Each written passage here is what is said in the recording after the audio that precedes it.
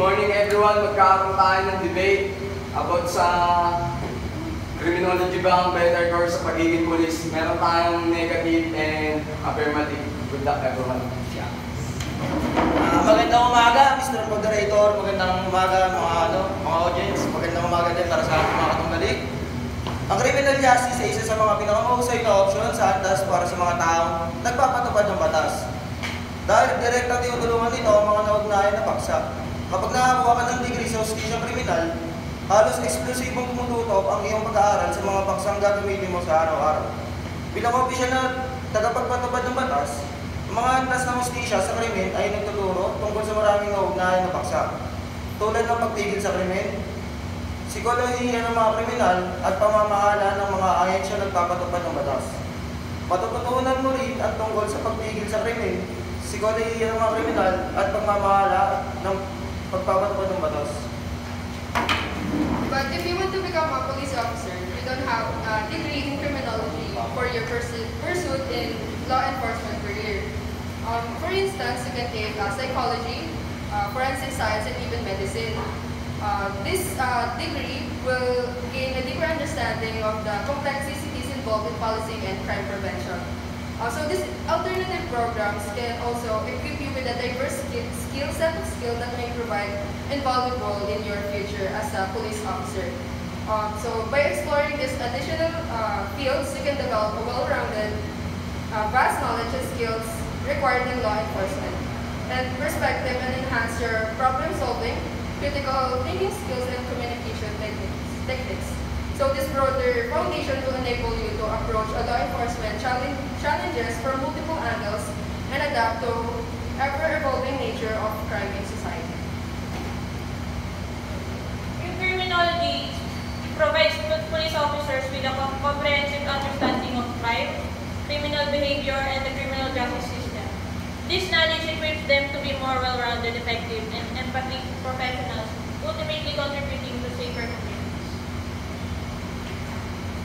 Pero nakabase pa rin kayo sa traditional na pagkakakilanlan sa criminology. Pero ang kailangan kasi natin as of now, kung titignan natin, is yung mga mayroong mga knowledge, other courses, di ba? Other degree rather. Kailangan natin is yung mga mas knowledgeable sa computer, sa pagiging psychology, or mismong teachers kailangan natin eh. Hindi lang tayo pagiging criminology. Kailangan natin is yung mga mas makakatulong, lalo na sa pag-i-investigate. Lalo na ngayon, Master, marami ang mga iba't ibang klaseng krimen. Mas nagiging matalino ang mga kriminal. So, kailangan natin, habang mas nag-evolve ang technology, mas gumaganda ang technology, kailangan is yung mga police officer din, ganun na din. Kasi hindi tayo pwedeng, kung ano lang yung pinag-aralan nyo, kung ano lang yung traditional na alam nyo, yun lang tayo.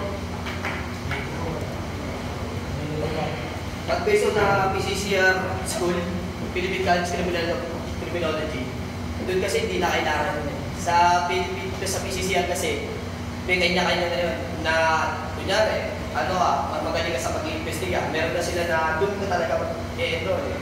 Sa criminology kasi sa PCCR, malawak siya, kumbaga lahat sakot niya. Pati sa sinasabi mo na investigate, kailangan matuto. Kasi sa PCCR, pumipili lang kung ano yung pag-e-enroll. Hindi lang basta criminology. Kung baga, sasakupin niya lahat ng kailangan para mas maging become a police officer ka. Kaya criminology yung best course. Kasi sa PCCR, halos kompleto lang. Lalo na yung mga UM schools.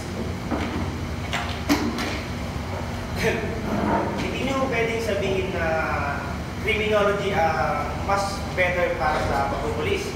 Alam naman natin na criminology is the scientific study of crime and criminals and the motivation for criminal behavior. And we all know then na hindi lang dyan umiikot ang pagpupulis. That's why kailangan natin ng iba't ibang course. Just like tourism, na mas bihasa sila when it comes sa language and hospitality. And dito sa Pilipinas, alam naman natin na mas marami tayong tourist spot dito and talagang dinarayo tayo.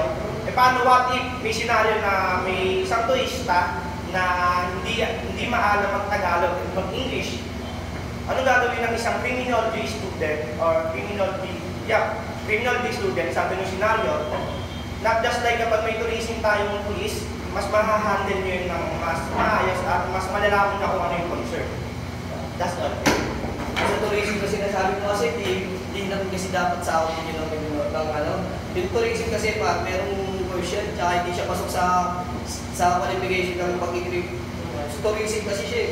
Kumbaga parang talagang trabaho niya, mag-tourist ba't siya.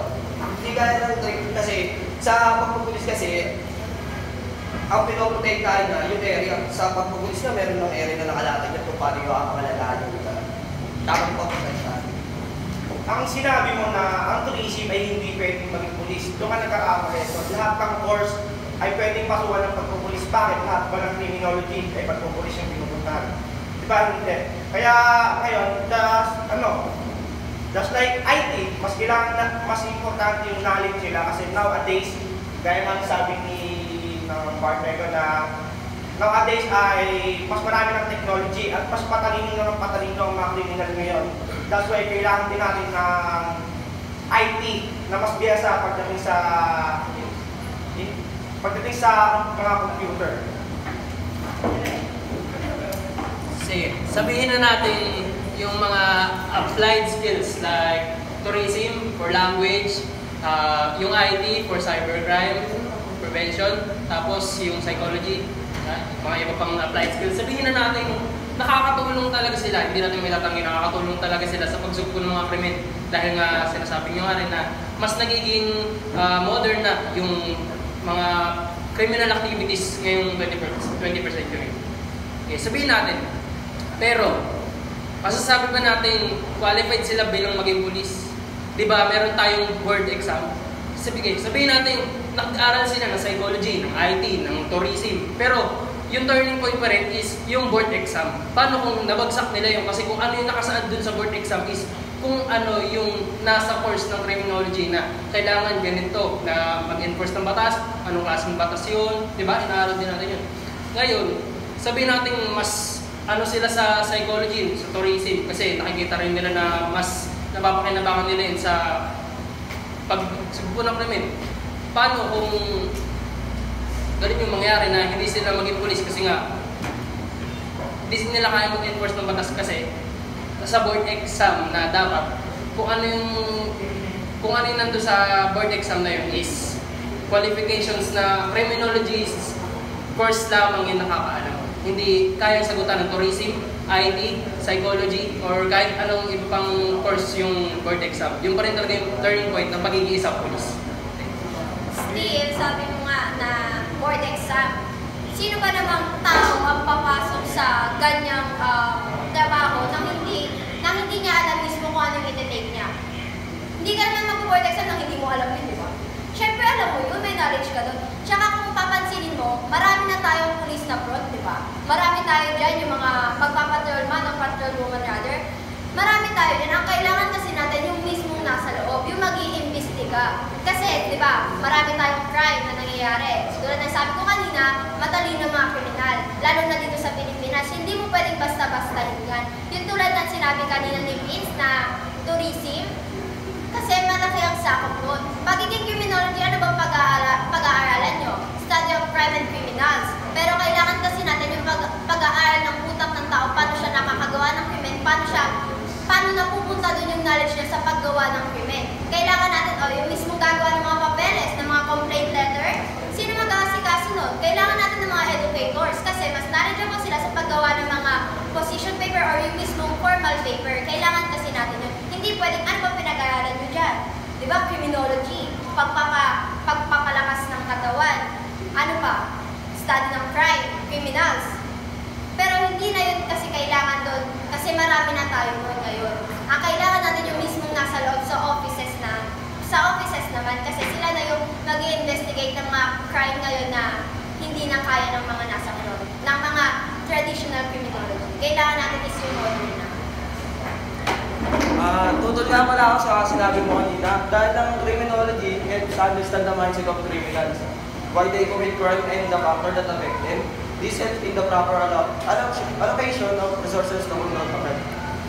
So, ano naman, agree naman ako sa sinabi niyo na nakakatulong ang mga IT sa pagpupulis. Pero, dali natin sila sa isang senaryo, nilagay sila sa isang crime scene, may magagawa pa ang IT. May alam ba sila sa isang crime scene na pagsasurvey? na-training ba sila dun? Di ba, kaya ba nila i-analyze yung mga crimes na nangyari? Kung paano crime ang nangyari sa isang crime scene? So, parang sinasabi mo, minamaliit mo yung mga ating police officer na merong ibang degree. Kasi as of now, marami tayong mga police officer na may mga sariling degree. Meron tayong education, meron tayong IT, medicine, na nakapokus sa medicine. Meron din tayong, sinabi niya kanina, forensic science, saka psychology. Hindi tayo pwede magbase lang sa, sabi na kanina, sa board exam. Kasi meron tayong tinatawag na training sa pagpasok bilang police officer. So sinasabi mo rin ba na useless yung pagtitrain nila bago sila makapasok ng pagiging police? Hindi ko naman sinasabi useless, pero pinakapangsa ko dito, ang criminology, habang nag-aaral, ay di-training na sila hanggang sa makapagtapos sila. Nati-training na sila, kumbaga mas nasa na yung kaalaman nila sa mga gagawin na paraan para sa mga patungkol na sa pagpupulis. Ano bang pinopoint mo? Criminology o criminologist na? Kasi kapag sinabi mo criminology student pala niya, di ba? Kung papansinin mo, ikaw mismo nandiyan ka sa department na yan. Ano bang nabubuo ng mga criminology student? Kapag sinabing criminology student, pag narinig mo, di ba? Yabang. Yun ang maririnig mo kasi taas ang tingin nila sa sarili nila eh. Piling nila pulis na sila. Kasi yun yung nabubuo ngayon, di ba? So kung mismong pulis nga eh, mayayabang eh. What more pa yung mga criminology student pa lang? Paano mo masasabi na ma-enforce nila ng maayos yung mismong power na meron sila kung sa pagiging student pa lang ay mayayabang na sila? Na for para sa akin sa pagiging pulis. Para sa inyo, ano yung... Para sa inyo. Lahat. Kasi Much better. much better.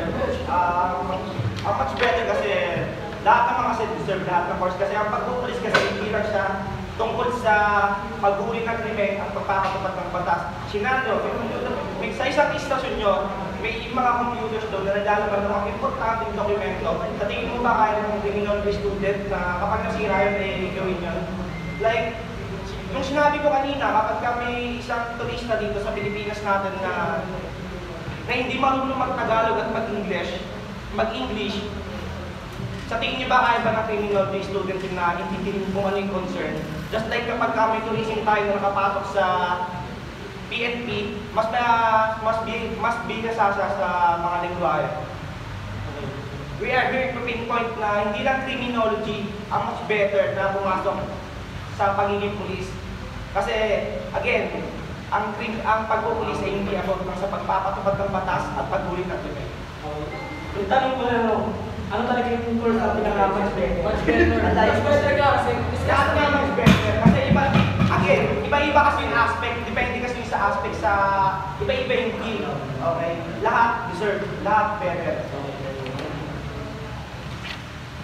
Pero sa akin, nagdag ko lang sinabi niya, kada course kasi may kanya-kanya saklaw, kaya hindi mo masasabi yung sino yung mas better. Doon tayo magkakatalo sa kung ano yung kailangan ng PNP sa panahon. Doon pa lang sa sinabi ko, panalo na kami.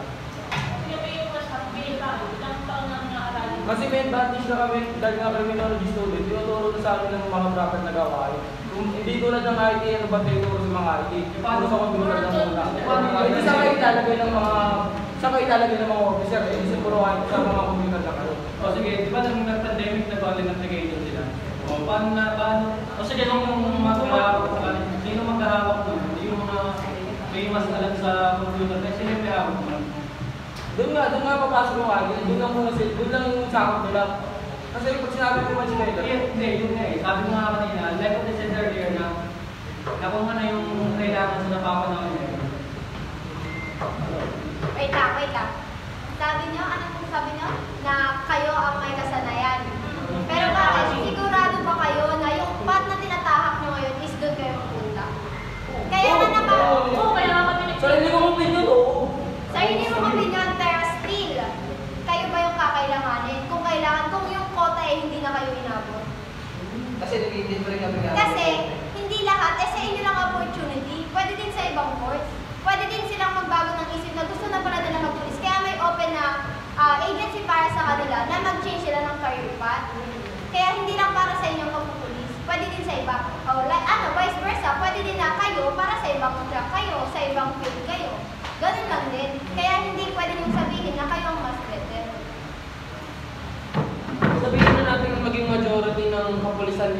nanggaling sa iba't ibang course o kaya naman program. Masasabi niyo ba na magiging epektibo pa rin yun sa pagsugpo ng krimen? Tanggalin mo natin yung sabihin na natin nakakatulong yung mga sinabi niyo pagsugpo dahil sa order na tayo ngayon. Paano naman yung mga arrest, di ba? Paano magagawa yun? O paano yung approach ng mga ibang course?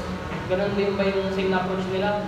Kaysa sa mga nag-focus talaga sa pag-aaral ng criminology?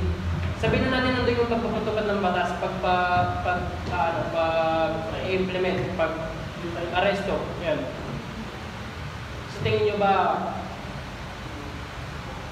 okay lang sa mga criminology na maging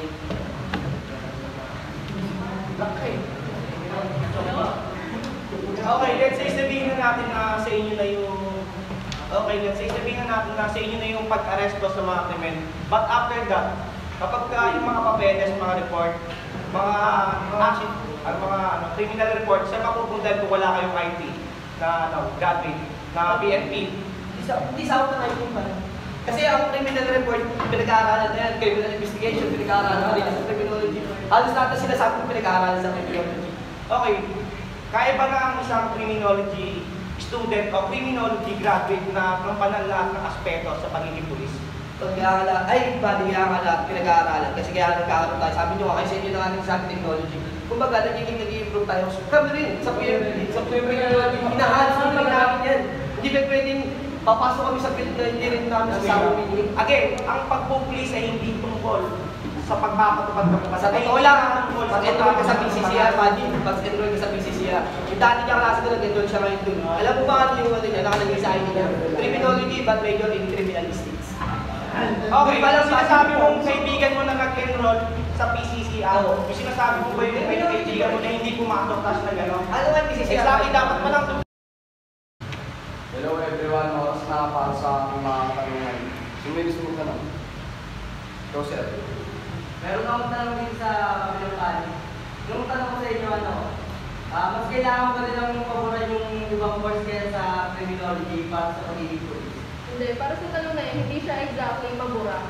Ang topic kasi natin dito is kung anong much better for being a police officer or law enforcement officer. So hindi siya as in mabura, pero kung ano yung mas better, tsaka kung ano yung mas magkakaroon ng advantage sa pagpasok sa police. Hindi kayo agree sa kailan course na papasok sa PNP, kahit na nagawa yung napulong na papasukan ng mga ibang course?